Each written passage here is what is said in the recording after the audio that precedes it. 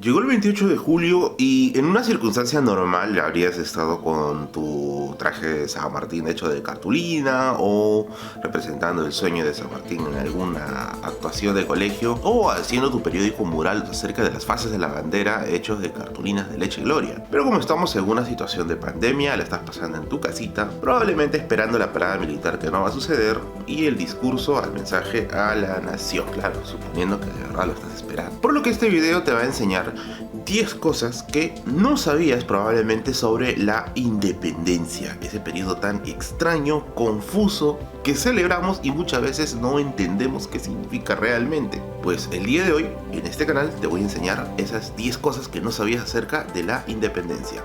Si lo estás viendo por Facebook, recuerda suscribirte a YouTube, la Biblioteca de Merlín, que voy a estar sorteando libros entre los suscriptores. Y este video llega gracias a la editorial Acuedi, quien se convirtió en un mecenas y patrocinador de este canal, donando un generoso lote de libros para ustedes, ya que van a ser sorteados dentro de este canal. Sin más ni más, comenzamos.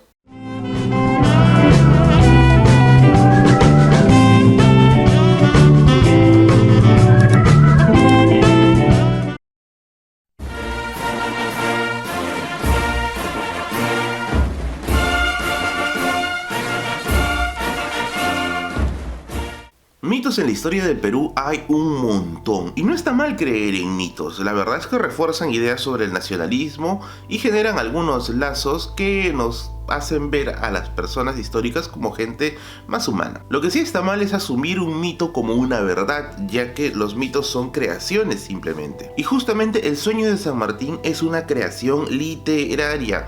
Sobre eso tengo un video que es uno de los primeros videos de este canal. Recuerdo que algunas personas no creían este video porque decían, no, realmente sí sucedió, eso me lo dijo mi profesor, me lo dijo mi maestro. Pues quizás cometí el error de no decir la fuente en ese momento, por lo que mi fuente es el libro Historia Secreta del Perú de Fred Ronner. Ronner investiga los orígenes literarios de este famoso acontecimiento del sueño de San Martín y descubre que es un cuento de Abraham Valdelomar. Realmente no hay una fuente histórica que diga que San Martín durmió en una playa y a raíz de este sueño se origina la bandera. Por lo que deberíamos considerar el sueño de San Martín más como una creación literaria que como un acontecimiento histórico real, y esto debe ser una de las cosas que se debería quitar de algunos textos escolares, ya que se tiene que promover la creación de una historia verídica basada en datos y hechos reales y comprobados. Eso no quita que esté bonito pensar que San Martín soñó con la bandera, es bonito, es chévere, pero como les digo, no pasó.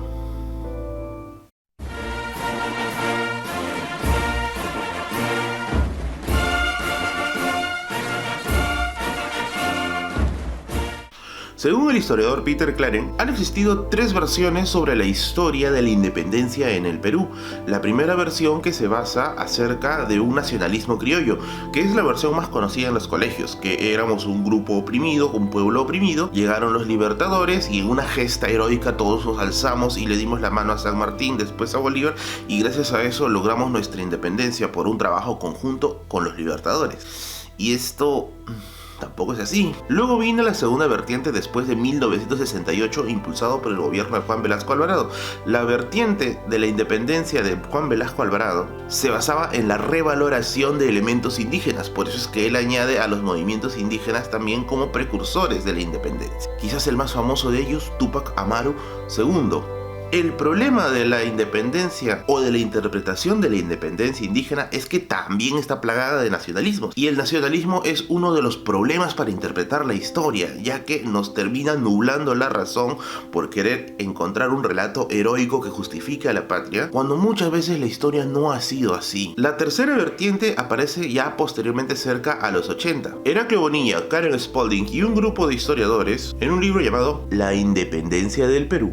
Disculpen si no tengo el libro en físico, pero estaba caro y no lo podía comprar. Heraclio Bonilla y Karen Spalding proponen la tercera vía, que es la vía revisionista. ¿Qué dice la vía de Karen Spalding? Dijo que en realidad la independencia en el Perú no se quería. ¿Qué cosa?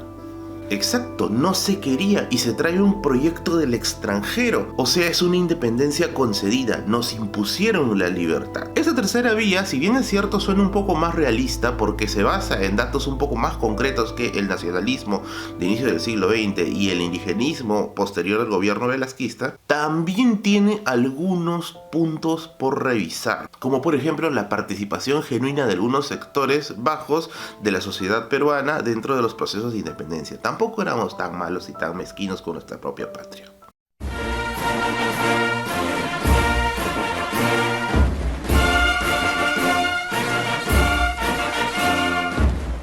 San Martín y la masonería. Obviamente un video sobre la masonería demoraría demasiado. Si quieres un buen libro para entender a la masonería desde un punto de vista no conspiranoico de que son Illuminati, de que dominan el mundo, te recomiendo el libro La masonería de José Antonio Ferrer Benimeli. La masonería es una sociedad secreta que hoy en día tiene muy mala fama. Dicen que son conspiracionistas, hacen rituales con bebés, sacrifican humanos, son la élite mundial y le echan la culpa a un montón de cosas que pasan en la civilización cuando en realidad la realidad es un poco más compleja. Pues bien, la masonería sí existe. Sí existe. Pero no es como se toma en la literatura conspiranoica. Resumiendo un poco este tema, la masonería son un grupo de personas que tienen vínculos ritualistas que por medio de la simbología intentan llegar a principios filantrópicos, algo que se planteó desde sus inicios prácticamente. Aunque sus inicios eran constructoras de catedrales, pero posteriormente comenzaron a hacer labores filantróficas y sobre todo comenzaron a hacer puntos de encuentro para aquellas personas que querían discutir temas prohibidos en la época. Ahora, ¿por qué discutir temas prohibidos dentro de la masonería? Porque era una sociedad secreta. En el siglo XVIII, cuando sucede la Ilustración y los ilustrados quieren debatir ideas de libertad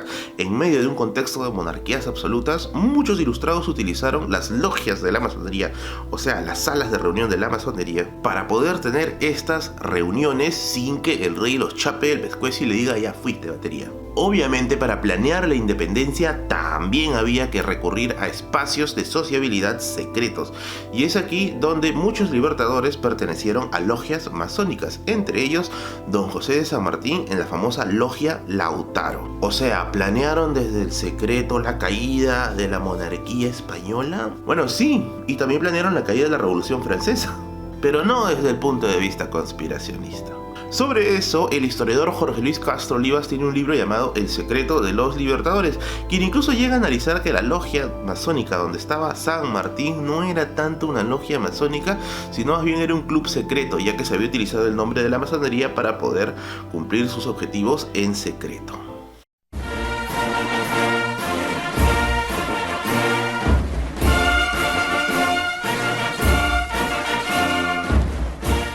Los criollos son todo un problema en la civilización o en la sociedad colonial, porque son la clase media que ha nacido en Perú, pero tienen vínculos casi peninsulares. Uno está acostumbrado a escuchar a veces las versiones de escuela en las que te cuentan que los criollos son quienes mueven la independencia y son quienes terminan moviendo todo el aparato de la independencia para que se vuelque y se convierta el Perú en una república. Pues no resulta así. Peter Claren nuevamente e incluso Francisco Quirós Chueca, ambos historiadores, resaltan que los criollos realmente no tenían mucho interés en separarse 100% de España, sino más bien hacer una crítica bien suavecita. Ahora, ¿por qué los criollos no quieren la independencia si se supone que ellos son quienes van a heredar el país? Para eso, el historiador Timothy Ana tiene la respuesta. Timothy Ana menciona que en 1813 más de 63.000 personas poblaban Lima, de los cuales solamente 1.500 se podría considerar una élite económica, o sea, los criollos que tenían mucho dinero. Ahora, aquí viene la gran diferencia. De esos 1.300 que eran la élite económica, solo un tercio de ellos generaba dinero, o sea, tenía negocios, tenía sustento para poder generar dinero y mantener un estilo de vida costoso. Entonces, ¿de qué vivían los 2/3 de la élite o los 2/3 de los criollos ricos? Pues vivían del Estado, de la burocracia del Estado. Trabajaban para el Estado. ¿Por qué los criollos no estuvieron tan comprometidos con la independencia? Porque algunos, como por ejemplo Hipólito Unanue, rajaban del gobierno, pero no se atrevían a sugerir la separación de España. Incluso miraban con mucho miedo y recelo la Revolución Francesa. Uno pensaría que estuvieran a favor, pero no. Estos son los famosos próceres reformistas que al final tuvieron críticas muy suaves, que no se manifestaron al 100% en el deseo de un país completamente libre. Volviendo nuevamente al tema, estos 2/3 de criollos que son ricos gracias a la burocracia española, ¿les conviene una independencia? Pues no, son personas que están viviendo del Estado, no les conviene que el Estado se reforme a profundidad. Es por eso que no hay mucha participación o no hay una participación radical de los criollos dentro del proceso independentista, sino que es algo más suave, algo un poco más etéreo. Pero bueno, como dicen, business on business.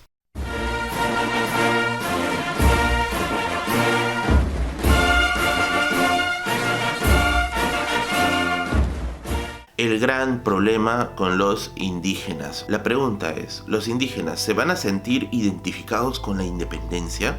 Hay que recordar que los indígenas son los conquistados después de la época del Tahuantinsuyo, y que a lo largo de la colonia van a sufrir una serie de maltratos y abusos que también se van a ver después de las reformas borbónicas y obviamente también durante el proceso de la independencia. Sobre la participación indígena hay muchas posiciones encontradas, pero voy a tomar la del historiador Francisco Quirós. Los indígenas no podían abstraer, en su gran mayoría, no estoy diciendo que todos, pero no podían abstraer conceptos como libertad, patria, nación, independencia, pues ellos veían esta pelea entre peninsulares y criollos reformistas y criollos separatistas como una pelea de blancos. Y ellos sabían que el sistema que cambie, sea monarquía o sea república, iba a ser lo mismo para ellos. Y dicho sea de paso, lo fue. Uno ve en los primeros años de la independencia, o incluso en todo el siglo XIX, que la situación de los indígenas era muy lamentable. Y era prácticamente la misma que la del virreinato. Aparte, era muy difícil que los indígenas se organicen para hacer levantamientos armados en contra de la monarquía, porque después de la rebelión de Túpac Amaru II, las reformas que se dieron para poder contener movimientos populares en el Perú fueron salvajes. Eso no quita que haya habido en el interior del Perú movimientos nacionalistas que quieran reivindicar la idea de una patria, pero vamos a ver que la participación indígena va a ser tanto para realistas como para patriotas. Tenemos las famosas montoneras de San Martín o el bloque de indígenas que defendía Lima antes de la llegada de los libertadores. Por lo que, tomando las palabras un tanto duras de Francisco Quirós, se diría que la independencia fue la lucha de una minoría privilegiada por querer consolidar su situación dentro del país. Pueden revisar sobre eso, hay mucha información y mucha bibliografía sobre este tema que es un tanto pinchaglobos de la independencia.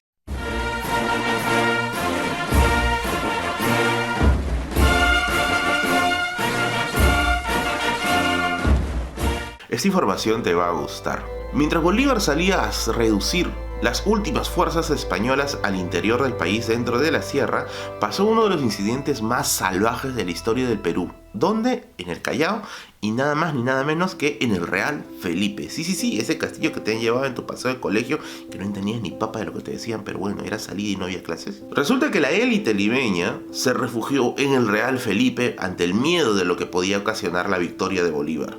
Dentro del Real Felipe estaba un oficial llamado José Ramón Rodil. En este refugio dentro del Real Felipe había miles de personas de la aristocracia limeña, oficiales militares, hasta incluso uno de los presidentes del Perú, Torre Tagle. ¿Qué hace Torre Tagle en el lado de los españoles? Esa es otra historia. Rodil y esta gente resistió dentro del Real Felipe casi 1 año y medio, desde 1824 hasta 1825. Cuando Bolívar ganó en la batalla de Ayacucho y logró por fin hacer firmar la capitulación de Ayacucho, Rodil en el Real Felipe no reconoció el tratado. Dijo, no, patria, ¿para qué voy a firmar eso? El resultado fue una carnicería. Bolívar rodeó el Real Felipe e hizo un muro defensivo para evitar que la gente salga de allí con vida. Se intentó negociar con Rodil, pero Rodil no aceptó. ¿Cuál fue el saldo de esto? Pues resulta que a Rodil no lo desgasta tanto las fuerzas de San Martín, sino las enfermedades y el hambre. Son miles de personas dentro del Real Felipe. La comida comenzó a escasear. Enfermedades como una epidemia de cólera y una repentina aparición de escorbuto hicieron que la vida dentro del Real Felipe se convierta en un infierno. El piso lleno de inmundicia, todo extremadamente sucio, oscuro y sobre todo la falta del alimento. Manuel Zanutelli escribió acerca de esto un artículo para la Universidad Peruana de Ciencias y Humanidades. Menciona que dentro llegó un momento en que se llegó a cotizar más el huevo que el oro. Acuérdate que estamos hablando de la aristocracia limeña, la clase alta, y el huevo y la carne valían más que las joyas. El sabio Manuel de Mendiburú también menciona en su enciclopedia que mucha gente comenzó a recurrir al consumo de los animales de carga, como los burros o las mulas, de los animales para poderse transportar como los caballos, y cuando todo esto se acabó comenzaron a consumir las ratas y ratones que se paseaban encima de los cuerpos, ya que no había manera de frenar las muertes. Incluso el periodista Gastón Gavidia menciona en un hilo de Twitter que Rodil llegó a recibir notificaciones de canibalismo dentro del Real Felipe ante la falta de comida. Sobre esto debo decir algo, pues parece un mito, no he encontrado una fuente que hable acerca de eso. Incluso hay una tesis en la Católica de Christopher Cornelio Espinosa acerca del sitio del Real Felipe y no hace mención al tema del canibalismo, por lo que parece ser uno de estos mitos urbanos. De todas maneras, si alguien descubre la fuente acerca de que hubo notificaciones de canibalismo en el Real Felipe, por favor me lo dejan en los comentarios. Lo que sí hubo es el hambre extremo, el cambio de oro y la muerte de uno de los presidentes de la historia del Perú, Torre Tagle, adentro producto de las enfermedades. Triste final, pero bueno. Finalmente Rodil va a tener que rendirse. ¿Por qué resistió tanto? Pues esperaba que España en algún momento le enviara ayuda y la ayuda nunca llegó.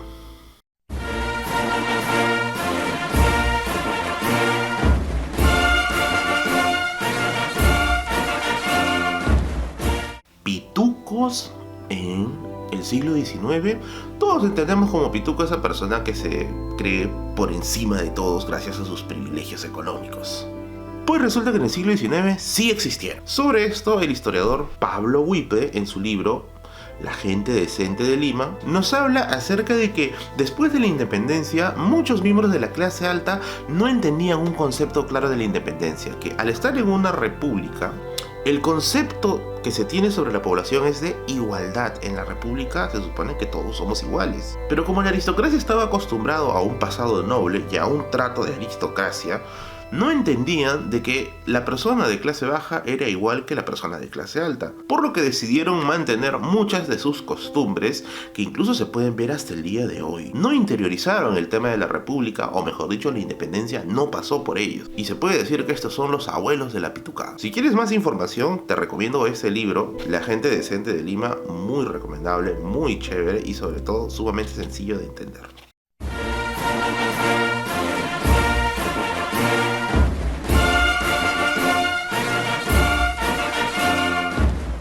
Sí, Perú iba a ser una monarquía constitucional, dicho sea de paso. O sea, iba a haber un rey y un congreso, y esta idea vino nada más ni nada menos que de San Martín. San Martín creía que no estábamos listos para ser libres y necesitábamos algún tipo de guía o alguna tutela. Según el historiador Arnaldo Mera, se supo que uno de los primeros candidatos para tener la corona de la monarquía peruana era Leopoldo de Sajonia. También estuvo por verse Augusto de Hannover. Ya, si es que no estaban disponibles, alguno de los hijos del zar de Rusia. Ya bueno, si Rusia no estaba disponible, Austria que nos dé pues un rey. Y en el peor de los casos, España. Al final sabemos que la decisión de San Martín no llega a madurar porque finalmente él se va y entrega el mando a Bolívar, quien sí termina instaurando una república y termina convirtiendo al Perú en lo que es hoy, un país que elige a sus gobernantes democráticamente y por voluntad popular. Porque sabemos elegir y está bien la república, ¿no? ¿No? ¿Que no? Así que ya sabes, San Martín tuvo una idea monárquica para el Perú. Tenlo en cuenta.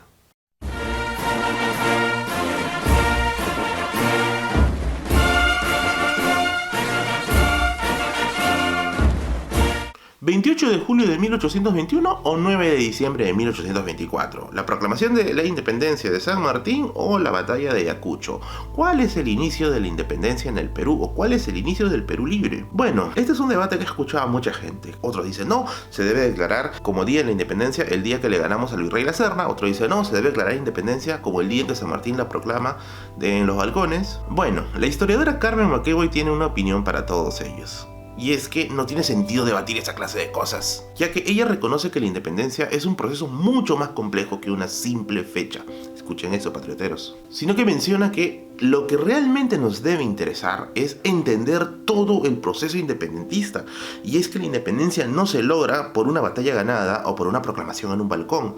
La independencia es un trabajo que se hizo en conjunto, sacrificando cientos de miles de vidas. Podremos decir que la independencia la forjó desde el primer indígena que se resistió a la llegada de los españoles hasta el último soldado caído en la batalla de Ayacucho. Eso es lo que realmente debe interesar antes de ponerse a debatir sobre cuál es la fecha de origen, y es reconocer como un proceso general a la independencia en el que han participado todos, quizás todos con una visión diferente del país, desde el indígena que luchaba por una restauración del Tahuantinsuyo al criollo que está buscando una república para seguir beneficiando sus intereses. Pero bueno, el Perú es lo que es hoy en día, y esto es gracias a miles de personas que murieron en el tránsito hasta gritar libertad. Libertad que, dicho sea de paso, hasta el día de hoy no hemos terminado de cuajar en un tema de igualdad, pero eso ya es labor de la generación presente y la generación que viene de consolidar un país más equitativo, justo e igualitario.